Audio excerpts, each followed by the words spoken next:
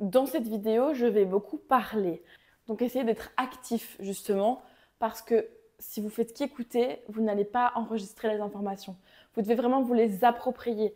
Donc n'hésitez pas à mettre pause, à revenir en arrière, à faire une synthèse à côté, à prendre note, vraiment à essayer de réfléchir aussi à ce que je dis pour que tout ça se mette en place. Bonjour à tous, nous allons passer aux représentations graphiques, toujours sur base de notre exemple des cotes.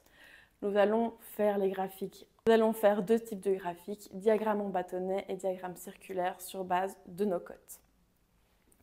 Premièrement, on va faire le diagramme en bâtonnet des effectifs. Pour ça, vous dessinez un graphique, donc en repère, axe horizontal, axe vertical, avec le titre diagramme en bâtonnet des effectifs. Sur l'axe horizontal, donc l'axe des abscisses, vous avez les résultats. Vous allez les mettre à des graduations toutes les mêmes. Peu importe que entre 7 et 8, il y ait 1 et entre 16 et 18, il y ait 2. Ça n'a aucune espèce d'importance.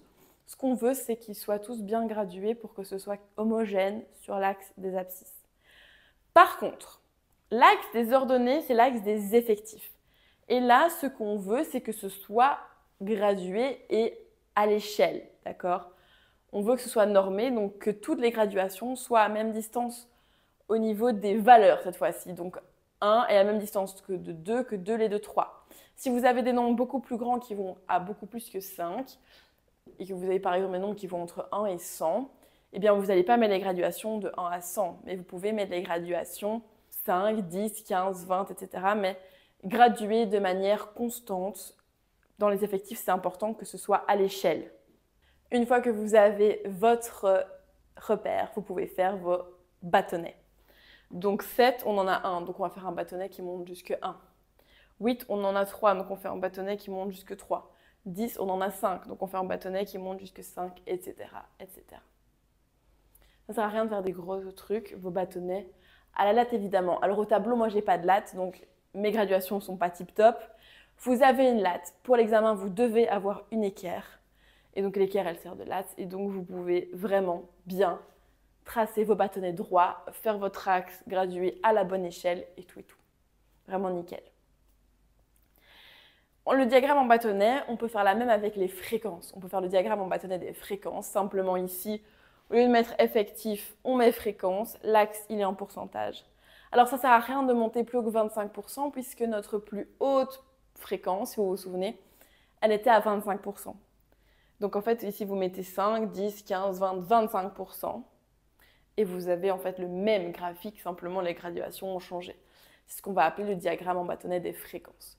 Et donc si on vous demande le diagramme en bâtonnet des effectifs, vous faites ça. Si on vous demande le diagramme en bâtonnet des fréquences, vous faites la même chose. Sauf que d'utiliser les effectifs, vous utilisez les fréquences. Et il reste un troisième type de graphique, il reste le diagramme circulaire. Le diagramme en circulaire, ce sont en fait les diagrammes en tarte, comme parfois on appelle ça plus vulgairement. Alors pour ça, on peut partir soit des effectifs, soit des fréquences. Donc là, vous avez le tableau avec les résultats, les effectifs et les fréquences à chaque fois.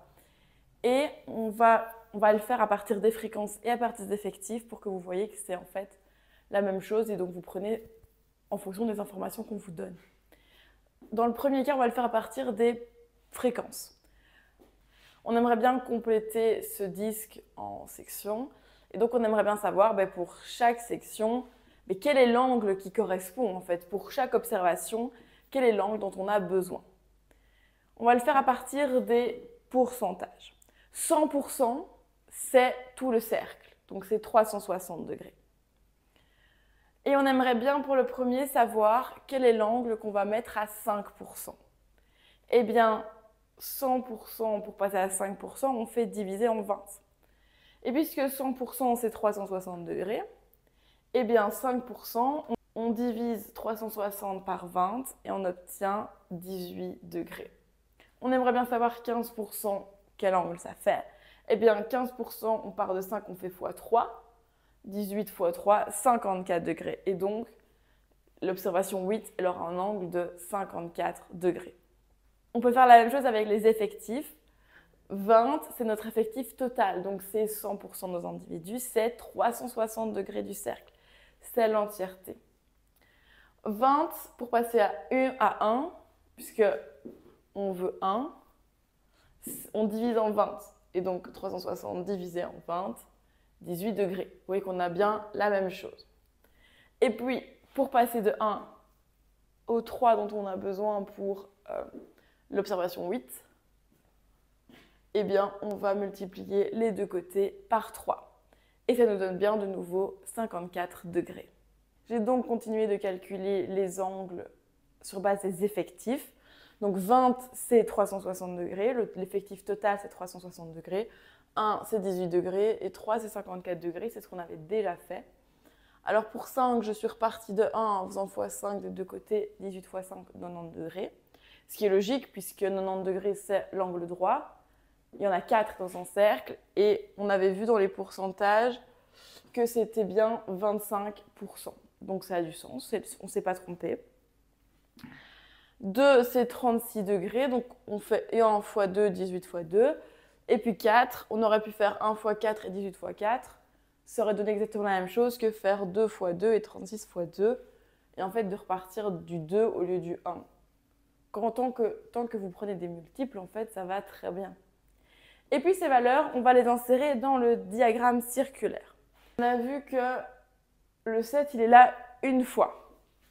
Le 1, c'est 18 degrés. Donc, mon 7, il est avec un angle ici de 18 degrés. Le 8, il est là 3 fois. 3, c'est 54 degrés. Donc, je dessine un angle de 54 degrés pour le 8. Le 10, il est là 5 fois. 5, c'est 90 degrés. Donc, je dessine un angle de 90 degrés. Le 12, il est là une fois.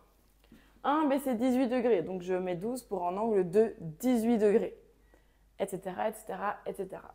Et à la fin, vous êtes censé obtenir le cercle. Si vous avez des angles qui se recoupent ou que vous avez un espace restant, c'est que vous vous êtes trompé dans le calcul de vos angles puisque c'est censé faire un disque.